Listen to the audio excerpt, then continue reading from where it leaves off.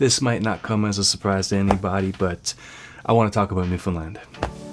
I'm a regulated Canadian immigration consultant, so I do a lot of research about immigration in and to Newfoundland, but also about how Newfoundland is positioned within a country like Canada, where immigration plays a big role in terms of where Newfoundland is positioned in the country. It's at the bottom, and that shouldn't come as a surprise to a lot of people.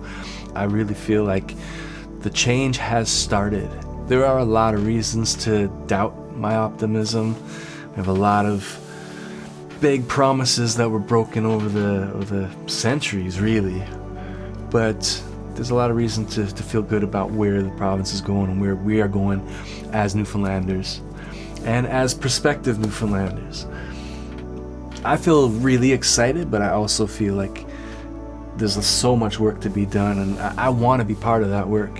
There's a lot of people that are in Newfoundland and Labrador that want to do the work. There's a lot of people coming to Newfoundland and Labrador that want to do the work. And this is where the optimism comes from.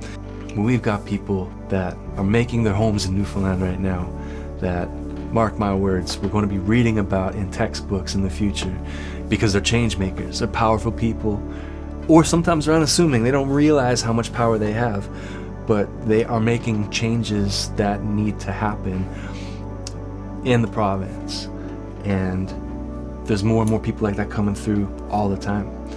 So I feel good about where things are going. I just feel like we can't take our foot off the gas pedal.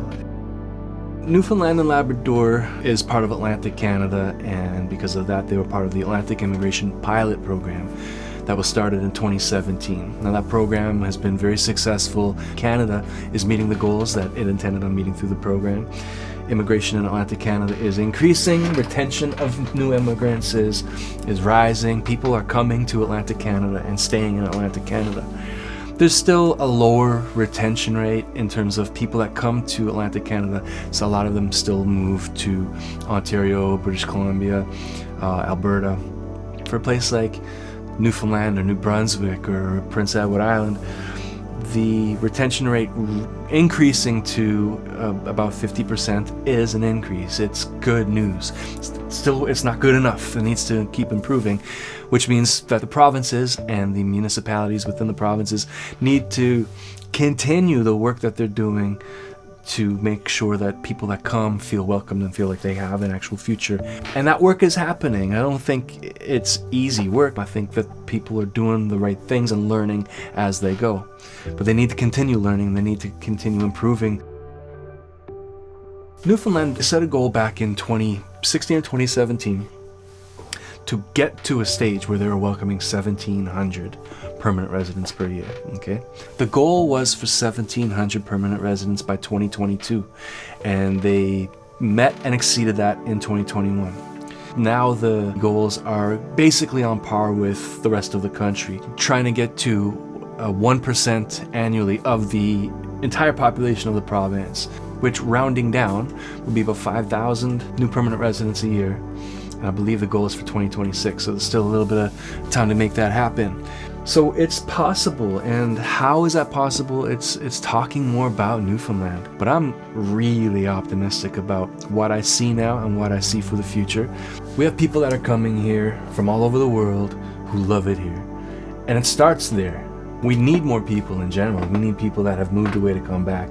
We need more babies to be born. I don't know how to convince people to have more babies. My expertise is in immigration policy. We should be looking at provinces more along the lines of Manitoba, Nova Scotia, Saskatchewan. Forget Ontario and BC. These are provinces that took the idea of immigration seriously 15 years ago, 10 years ago, and they came up with great attraction and retention strategies that are working for them. These are the provinces that figured out that this was a very important initiative to focus on, and they came up with good, solid plans on what needs to happen. Manitoba worked really hard 15, 20 years ago to figure out what needed to happen. Now they're doing great in terms of not just attracting people to come to Manitoba, but to stay there and build a family. People are looking at Manitoba as a destination, not a stepping stone. I see that in Newfoundland. I see it at very early stages right now. I see policymakers that are seriously considering immigration as a solution to some, not all, but some of the problems facing Newfoundland. There are good ideas that I see coming out. There are ideas that are missing the mark here and there, but at least people are trying now. They're taking this seriously. It has to start somewhere. We started from nothing. It wasn't a place that people thought there was any kind of future at all, which is why over a 5-6 year period in the late 90s, 10% of the population of the province left. Toronto, or the Greater Toronto Area anyway, they welcomed about 160,000 new Canadians in 2021. So people from all over the world, 160,000 of them, moved and settled in Southern Ontario. And that's a big number. You do the math on that and you can break it down into a full year divided by 52 weeks. That's a little over 3,000 people per week on average moved to the Toronto area. Newfoundland and Labrador is not Ontario. St. John's is not Toronto, and we're not trying to compete with Toronto. Newfoundland and Labrador has got a stretch goal to reach about 5,000 new Canadians choosing to move to Newfoundland and stay there per year. That's a goal set for, I believe, 2026. They're going to get there. That's not something that they'd love it now, but it's honestly a stretch goal. So in a week and a half of Toronto, Newfoundland is hoping to attract that many people in a full year.